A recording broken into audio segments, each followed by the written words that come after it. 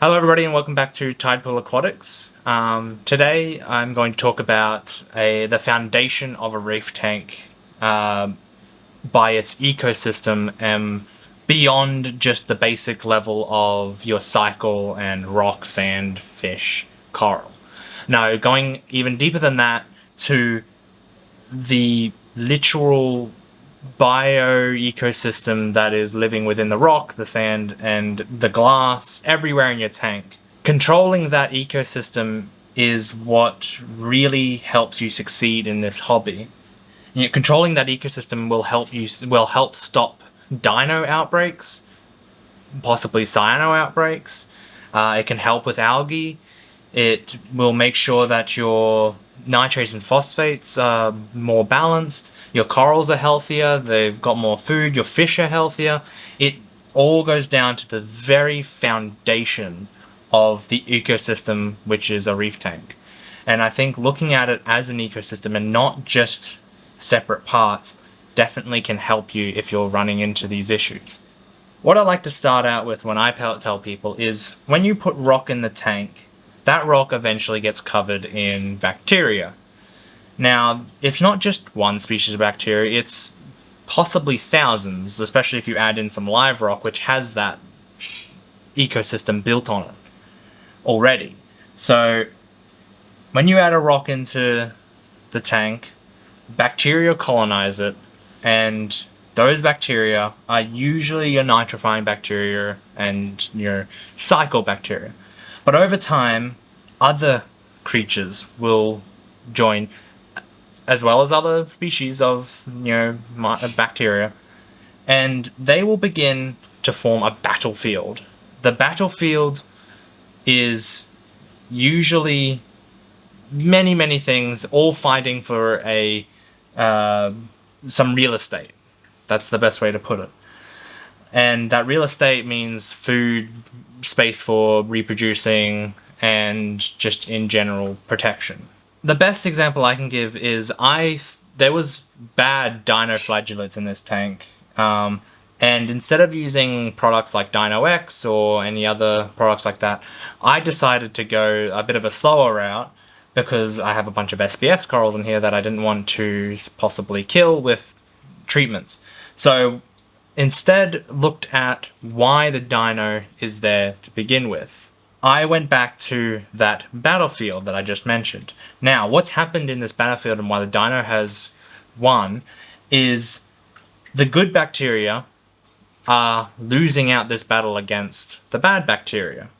So the bad gained an advantage, and the good bacteria started to lose, and the bad bacteria, and it got a chance to win, which dinoflagellates are a form of bacteria.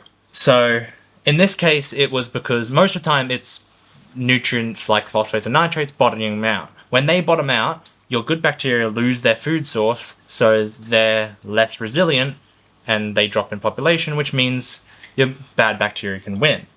I thought of it as, what can I do to make sure that what can I do to add to the battlefield that will make the good side win? That meant just gently blowing off the dino and doing a water change, sucking it off the rocks, but never brushing it.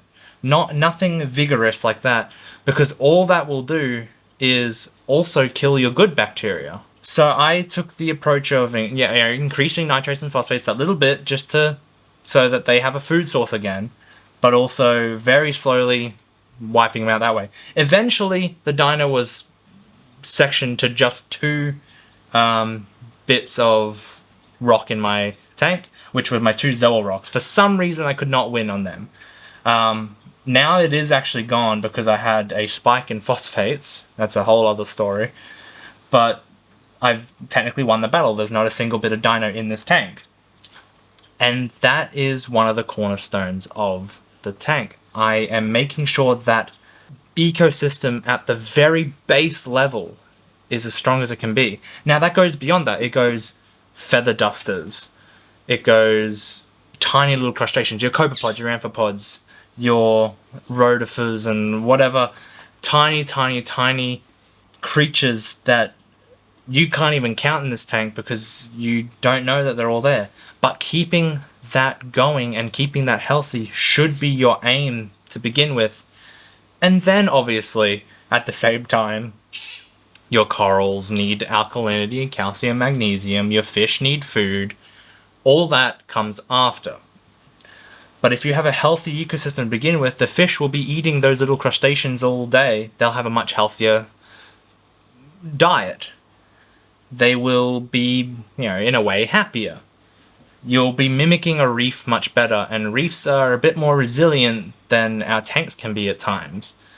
And that is because they have that complex food web, I guess. So, in making new tanks nowadays, I always begin with your basics, which are fine. People can do this. Grab some rock, grab some sand, throw it in the tank, add some salt water, put your filtration on, and add some bottled bacteria.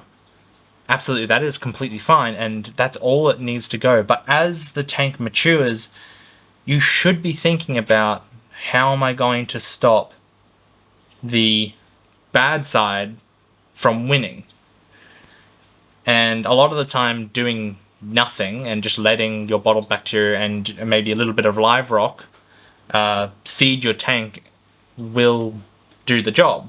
I always recommend putting a bit of live rock into your tank. I'm doing mostly dry rock because live rock is actually really bad for the reef. You have to blow up the reef and destroy it to really get it. Unless that's in here in Australia. I know some places across the ocean are actually aquaculturing live rock in the ocean. They dump a bunch of rock and then they pick it all up, and that's great. But I started all with dry rock in this tank, and I just put some live rock in the sump, and it worked well for me. This tank was growing SBS in its first month. Once you learn how to really fine-tune that ecosystem, it really becomes quite simple.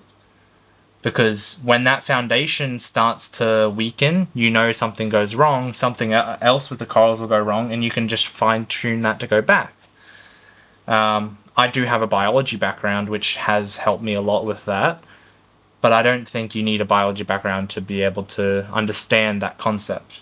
And I think that's all I have to say. It's just really try and put yourself in the mindset of not necessarily keeping fish and corals to begin with. You can do many things at once. You don't have to focus on one thing. But also be aware that there is not just fish and coral living in your tank. There is, billions of different life forms in that tank that you're also trying to keep. Sounds daunting, but it's really not. It's really easy. And as long as you acknowledge that you're already doing better than, if you were to not care that they were there and do things that could cause them to lose. Oh, well, that is all from me.